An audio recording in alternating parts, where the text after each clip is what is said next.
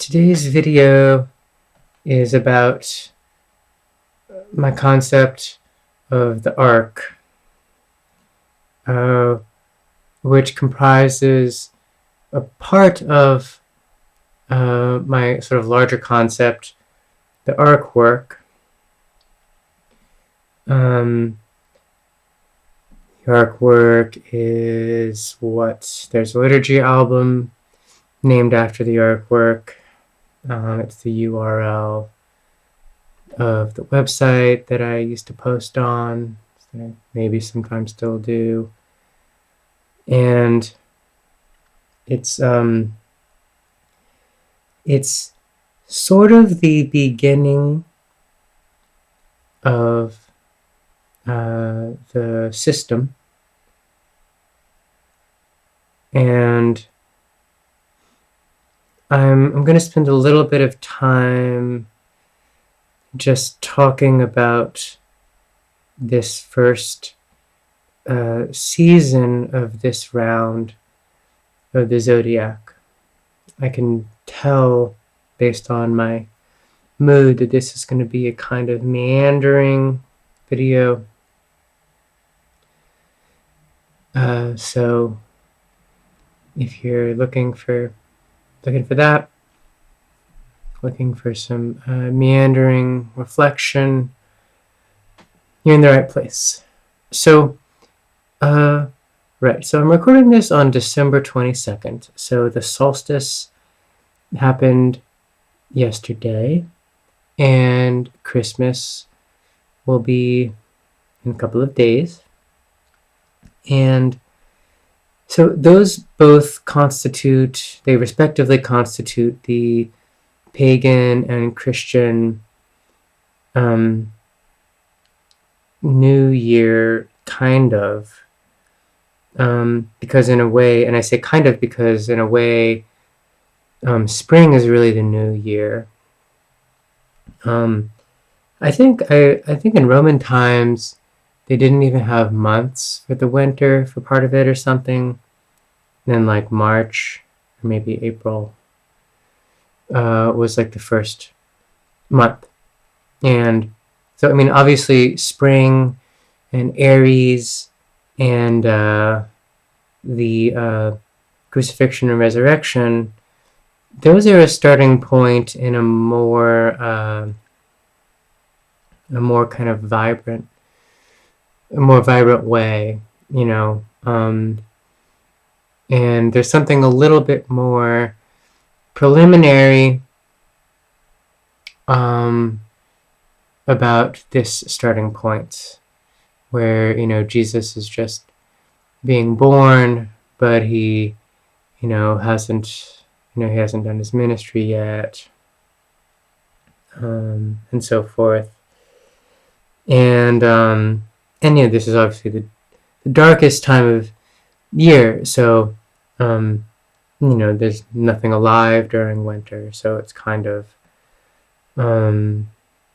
it's this preliminary, like fall is death, obviously, and winter is this kind of like new blackness or something. And the topics for the whole season in the system they're all preliminary topics. They're introductory. And really, I think in the last video I said that I didn't start last year until the year was sort of part of the way through, because I think I had the idea of mapping the philosophy system to the zodiac. I think I had the idea of doing it around this time, but then I didn't actually get started with it until the week of Easter, where I articulated the concept of Heil, aka nothingness, and that's how, it's like there's nothingness, and then theology, and then philosophy, and then sort of various like aesthetics and philosophy of history and eschatology or whatever. That I'm saying, in some sense, the actual beginning is that nothingness. I think it was like around April 20th last year. But this is like the preliminary beginning, and it's mostly about method. So the first couple of decans, the first 3 decans are the Ark, the Armistice, and the Great Labor. And here I'll be sort of painting a general picture of what I mean by Ark work as a program. And, the basic idea is that it is founded in the death and resurrection of Jesus Christ, and also connects to principles from Vajrayana Buddhism, and those are both pre-critical religious forms, which are pretty compatible, and then it participates in modernity and modernism in the widest sense of that term. So not just the modernism of the 20th century, not just sort of abstraction and the atonal and critique, but really everything since the scientific revolution and the Enlightenment. So, the formalism of classical music and the, surging quality of romanticism, the whole sort of regime of art that is meant to be sold, that has this kind of relationship to capital, but then also diverges from that use, is sort of always in a kind of problematic relationship to the market, but the market being there is part of what creates an incentive for originality, and then of course the contemporary, rock music and electronic music and internet culture, and so forth, computers. So the idea being that by participating, so those are three very different fields, three very different ways of caring about things, types of projects, and they are mostly, they're all alive today, and they tend to be at odds with one another, and in being at odds with one another, they have each is passive in a way. It's they're victim to ideology. That like the subject of history has to be integralist and integrated, and that's a big part of what Ark work is and means. And so the doctrine of the Ark describes the Ark as sort of an entity, as sort of like a virtual kind of a singularity, a sort of point for desire to aim at. I'll get more into the detail of that. And then the armistice is that names a critique of ideology. So there are armistices in general, which are eons, eras in world history, and we live in a particular armistice now, where critique of ideology is incredibly difficult to articulate in our time. And it requires a theory of capital and capitalism and how technology relates to it, and group psychology and individual psychology, and then the Great Labor is kind of so you have the armistice. The Great Labor is kind of about the process of performing arc work. And then so all that I'll articulate during Capricorn. Those are the first 3 decans of Capricorn. And then there are two other topics before we get to Easter and nothingness. And one is they're both sort of pre-philosophical. And I've always felt it was a little absurd to put so much thought and attention into the question of like how to correctly structure a philosophy system. But I just feel like it's such an important question. Like it always bothers me that people create these philosophy systems and what they're doing is not transparent to them. Like they don't really know what they're doing or why they're doing it. They don't have an account. They don't really have a meta philosophy. And even if they do, something important is getting left out. So basically, during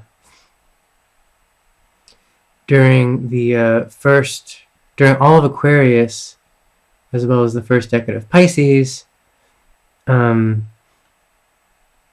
discuss the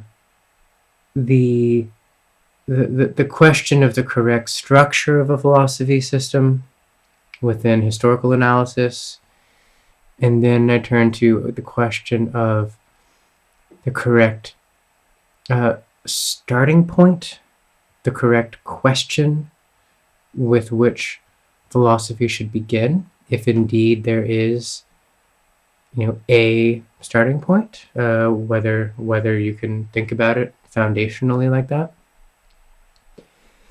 That also includes an historical analysis. And then in the third decan, I get into my own background and life and the contingency of my existence and the sort of concerns that have animated me for contingent reasons that drove me to do philosophy in the first place. And that's something that I've grown more and more to take seriously, that the philosopher needs to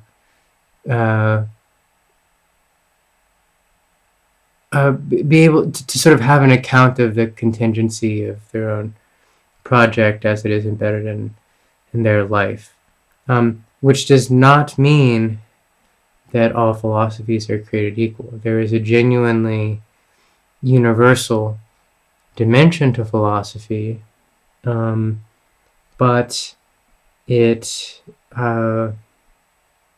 is situated in relation to personal concerns, and then I articulate the overall, with keeping correct structure, correct starting point, and contingent concerns in mind, I then sort of, you could almost say, deduce or unpack how the structure of Transcendental Kabbalah comes from those analyses. So that's its own decan. And then the last two, the second and third decans of Pisces and the first and second decans of Aries are they're still introductory, but they're more theoretical. It's what I call the four cardinals, which are the four fundamental approaches to philosophy that are possible. I claim there are only these four, and that it is a grave sin to choose one of the four or any fewer than all four of the four and reject the other three. That at this stage in humanity's history, these four perspectives are, you could say, absolute, or at least relatively or temporarily absolute. We don't know what the next cognitive horizon will bring, if indeed a new cognitive horizon is in store. Can't be sure of that either. And so those are ascesis, catharsis, fervor, and majesty. And so it's really those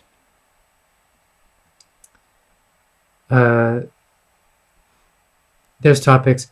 I guess technically, as soon as we get into Aries, Aries is the beginning of spring, and I'm not really sure actually when Easter takes place in 2023.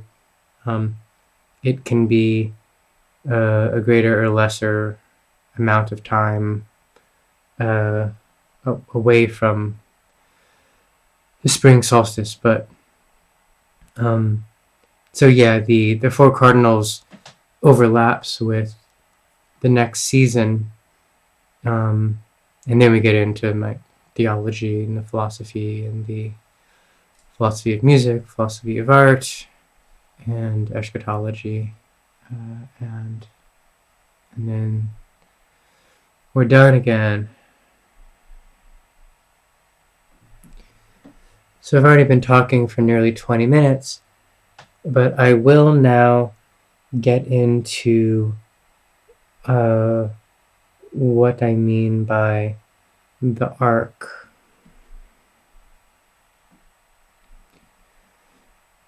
So basically, here's what I have in my notes. There are 6 things to say about the arc. I'll just list them real quick. So it carries us. That's 1. We carry it. Is 2. 3. It is insistent, which is a term that I take from Lacan pretty much. It is outside the world.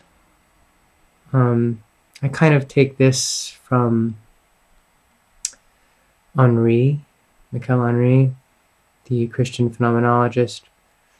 And it is a construction. That's 5, where the world comprises its materials. I kind of take that from Reza Negarestani. And 6, it is oriented towards the future. But the first thing I'll say is that the ark is meant to refer to two different biblical stories, themes. One is Noah's Ark, and another is the Ark of the Covenant. Noah's Ark, there's a boat that is carrying Noah and all the animals as the world is being destroyed. And so my and that corresponds with point number one, that the ark carries us. And what I have in mind here is that the ark is actually an energy source. It's a divine energy source. And its energy is grace, and it requires prayer and meditation to tap into it. And once one has tapped into it, it changes. It gives you new abilities, higher abilities, that basically the ability that it gives you is the ability to help out with building the kingdom of heaven on earth, to sort of be a vessel of God's will and of God's love. So human beings are, we're desiring creatures, right? We're desiring machines, and we have drives, and with the default is to experience drives passively and be driven by them without having like an overall goal in mind. And but with the right circumstances, it's possible to sort of elevate your desires. And this is basically the meaning of Plato's Symposium, where, and this is like kind of, I don't know, basic stuff, or like ancient, but it's very real too. That you'll if your will is disordered, you'll be consumed by desire that's just for like pleasure, or like food, or like whatever, and then like a little higher than that is desire for recognition, or romantic love. It's more interpersonal, but you're still sort of trying to get something. And I mean, it's not, even there's a sort of there's like social desire, and there's sort of like animal desire, or whatever. And if you elevate your desire even higher, you can by asceticism, by prayer, your desire actually changes, and you don't want the same things. So it's possible to really want to obey God's will. And I would just argue that God's will is a real thing. There is a real battle between good and evil playing out in this world. And God seeks for those who are there, who are willing to make themselves available to him, to sort of carry his message of love, which is, should have a religious dimension as well as a political and creative and intellectual dimension. So the ark is this, yeah. So, and by even imagining that there is the ark, as I'm doing right now, by describing it, that but also even just imagining it in a visual way, that is, it's kind of a form of magic or whatever, or just by comporting your emotions towards this thing kind of makes it more real, makes it more powerful, makes it more able to present itself as, a payoff in the future that will change what you do. In some ways, not that different from like having a deadline, or knowing that you're going to see somebody or that their birthday is coming up and you want to make a gift for them, or those things, those senses of totalizing meaning, relatively totalizing meaning, have a huge effect. But the arc is not all of those. It's sort of the highest of all of those. Okay, so that's the sense in which it can carry us. It can animate our activity, and then protect us from getting involved in the evils of the world, especially in our time when things are just, so crazy. So then point 2 is that we carry it. And the basic idea here, again, we can think of the Ark of the Covenant, where the Ark of the Covenant is preserving the tradition of Judaism, the tablets, and it's, there's this great effort involved in carrying it. And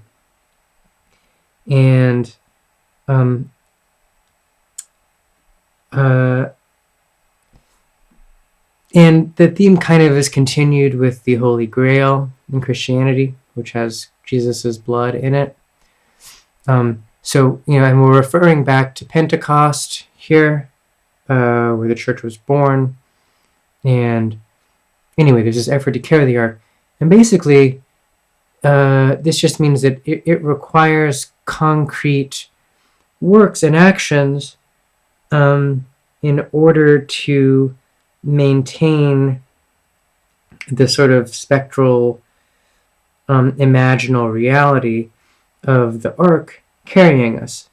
So it carries us, but it's a little bit like the figure of Los in William Blake, who has the bellows. Sorry, my hands are bellows. That's kind of like keeping this effort, this kind of apocalyptic, eschatological effort going through practice. So again, I mean, you can think of more mundane examples like knowing how to play an instrument. To know how to play an instrument and stay good at it, get better and better at it, you have to simply be doing it.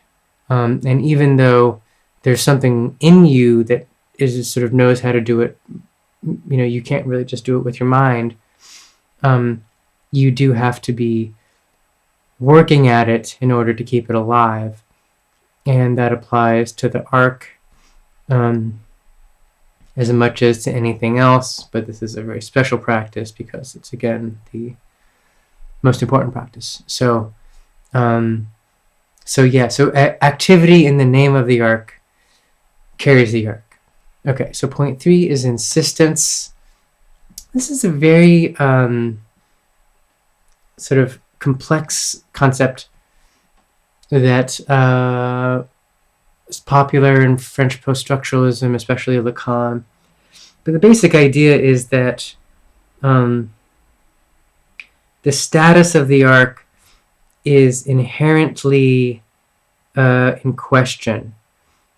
So it does not have the type of definite existence that, like, my phone does, or whatever, not just my phone. And there's no way to prove that it exists, which is what puts it in the realm of faith. It requires a certain madness and courage to believe in it, But that does not mean that it is simply imaginary, right? It's not that it's just like a hologram and that it doesn't really exist, but as long as it's a living, useful fiction, that that's enough. No, it really is real, but its reality is sub-ontological, pre-ontological.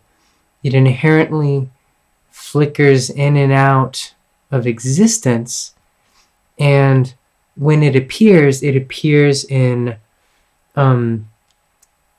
beautifully synchronistic ways that its synchronistic appearances prove to you that it really is real, and they have this like aesthetically pleasing, sometimes hilarious, or sometimes just really sublimely profound qualities that this is not faith that is like not faith that is like of the faith of willpower. Like, I think people who really have a religious practice just know this from experience, that like when God presents himself, or in this case when the ark presents itself, like you know, but then it actually retreats too. So it has this perplexing, doubtful quality that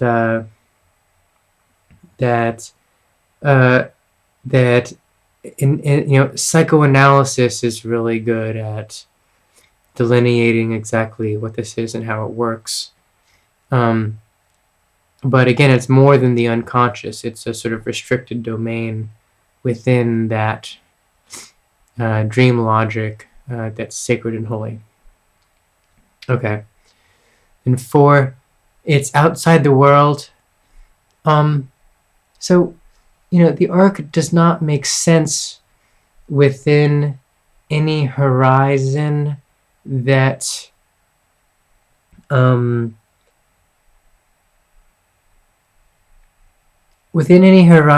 has any power, and that like really makes anybody a lot of money. It's not like totally opposed to commerce exactly, but it is, and this is something that is true of the true vine, the theme of the true vine as described by Jesus. I mean, the ark and the true vine, that's another connection. But I think, and the important point to make, the important distinction to make, I think, is that the ark is not just, it's not just that it's outside of the mainstream narrative. As we're all aware, especially post Elon's takeover of Twitter, there are now many other worlds that represent themselves to themselves as being outside of the main, the main narrative. So I would just say that that outside exists in a reciprocal relationship to the actual mainstream, where they kind of deserve one another. The battle between them is itself ideology. Anyway, I have more to say on that point. That's what a lot of the topic of the armistice is about. But the ark is outside of those as well. So it's not part of I don't know, post-left podcast discourse or something like that. But it's also not part of the music industry, or any major. It's actually outside. It's actually outside, and you can tell that you're involved in the artwork when you sense that there is no resentment. It's open, it's loving, it's sincere, but it's also intelligent and rigorous, and it's not criticizing. I mean, it can criticize, but it doesn't get involved in polemics.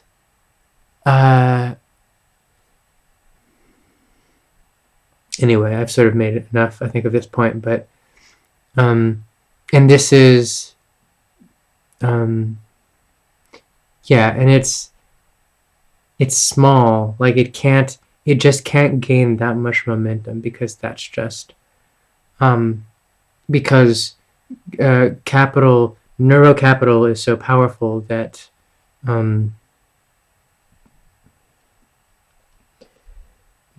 pretty much anything that really gets going becomes capital. So the artwork is this kind of like gentle breath that can kind of stay in its lane, but it's more significant than it seems. So 5, it is a construction. So the world comprises its materials. All of the styles, institutions,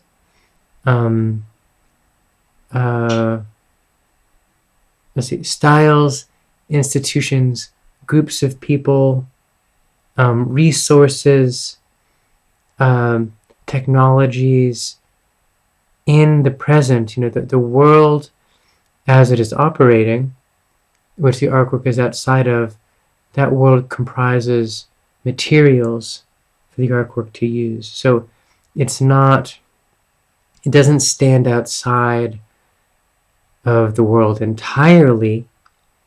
It's not reactionary. It's not turning away from modernity and technology. It's engaging with all those things, but it's scrapping it from parts. It's scrapping the world from parts, basically, and then attempting to construct something in a thoughtful way out of those parts. And then finally, 6 is that it's just oriented towards the future. I also have here that the theme of the singular universal is important in the arc. And the singular universal gets associated with Christ in theology.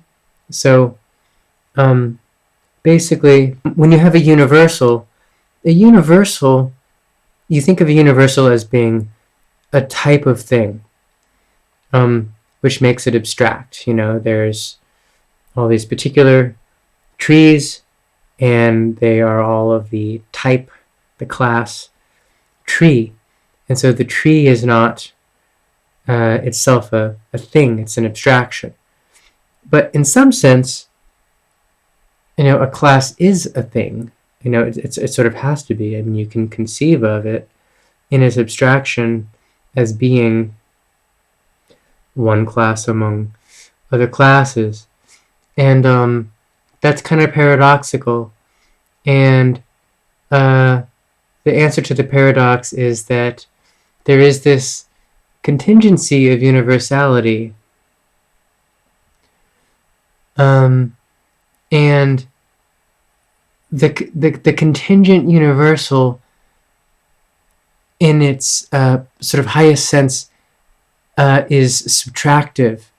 or negative. It's like the universal in itself, which is not a type of thing at all, but it sort of subtracts itself from all types of things. It's the type of nothing, and then you see that manifest in